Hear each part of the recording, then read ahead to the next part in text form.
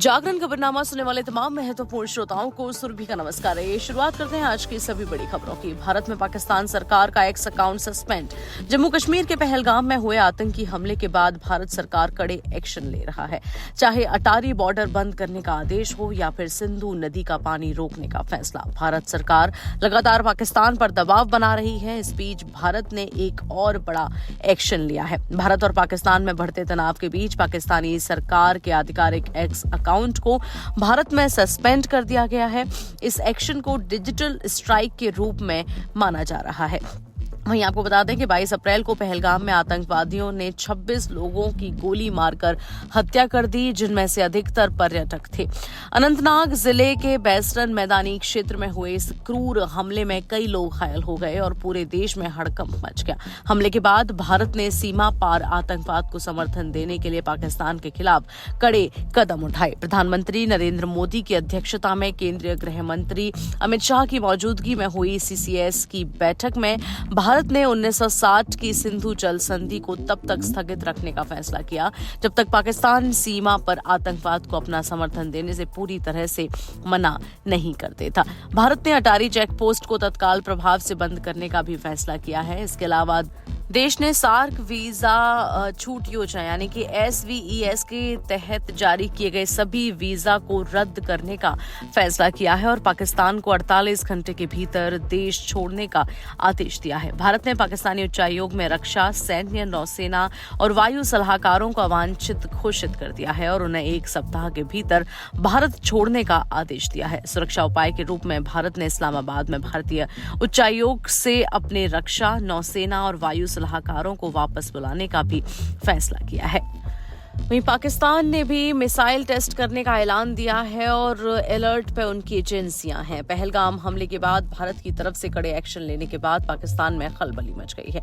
भारत की तरफ से पहलगाम हमले के बाद लिए गए कड़े एक्शन के एक दिन बाद ही पाकिस्तान ने मिसाइल टेस्ट करने का ऐलान किया है। पाकिस्तान के इस ऐलान के बाद इस परीक्षण पर भारतीय एजेंसियां बारीकी से नजर रख रही हैं।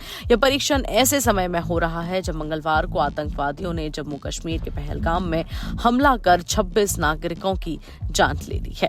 समाचार एजेंसी NI रक्षा सूत्रों के हवाले से लिख रही है कि पाकिस्तान ने 24 से 25 अप्रैल को अपने विशेष आर्थिक क्षेत्र के भीतर कराची तट पर सतह पर मार करने वाली मिसाइल का परीक्षण करने के लिए अधिसूचना जारी की है। संबंधित भारतीय एजेंसियां सभी घटनाक्रमों पर कड़ी नजर रख रही हैं। वहीं आज केंद्र सरकार पहलगाम में हुए इस आतंकवादी हमले पर सर्वदलीय बैठक आयोजित कर रही है। आधिकारिक सूत्रों ने यह जानकारी दी। उन्होंने बताया कि संभव है कि रक्षा मंत्री राजनाथ सिंह इस बैठक की अध्यक्षता करेंगे। कांग्रेस समेत विभिन्न विपक्षी दलों ने मांग की थी कि सरकार को इस मुद्दे पर सभी दलों की एक बैठक बुलानी चाहिए। सूत्रों के अनुसार केंद्रीय गृह मंत्री अमित शाह और राजनाथ सिंह इस मुद्दे पर विभिन्न राजनीतिक दलों के नेताओं के साथ बातचीत कर रहे हैं। संभावना है कि सिंह इस आतंकी हमले पर विभिन्न दलों के नेताओं को पूरी जानकारी देंगे। पर्यटकों को निशाना बनाकर किए गए इस हमले में कम से कम 26 लोगों की जान गई है। न्यूज एजेंसी NI ने सूत्रों के हवाले से यह भी दावा किया है कि इससे पहले बुधवार शाम PM नरेंद्र मोदी की अध्यक्षता में सुरक्षा पर कैबिनेट समिति यानी कि CCS की बैठक हुई, जिसमें भारत ने पाकिस्तान के साथ वर्ष 1960 में किए गए सिंधु जल समझौते को रोकने का फैसला किया। वहीं मौसम विभाग से अपडेट्स की बात करें तो दिल्ली NCR में 26 अप्रैल तक हीट वेव का साया है। 43 डिग्री तक पहुंच सकता है तापमान। दिल्ली NCR में भीषण गर्मी के कहर से लोग परेशान हैं। इस बीच गर्म हवाएं लोगों की परेशानी को और बढ़ाएंगी। राष्ट्रीय राजधानी में शुक्रवार से फिर लू चलने की संभावना है। तापमान 43 डिग्री तक जाएगा। उधर दिल्ली की वायु गुणवत्ता अभी खराब श्रेणी में बनी हुई है। बृहस्पतिवार को दिल्ली का न्यूनतम तापमान 20 डिग्री दर्ज किया गया। दिन का तापमान 40 से 41 डिग्री सेल्सियस के आसपास रह सकता है और दिन में आसमान साफ रहेगा।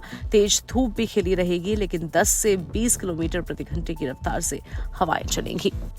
इसी के साथ आज की फटाफट खबरों में इतना ही। देश और दुनिया की तमाम बड़ी खबरों के लिए सुनते रहिए जागरण पॉडकास्ट का एक खास कार्यक्रम। यहाँ प्रदर्शित सभी खबरें दैनिक जागरण के ई-पोर्टल से ली जाती हैं।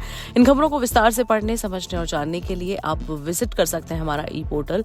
अपने ब्राउजर पर जाएं और टाइप करें www.jagran.com।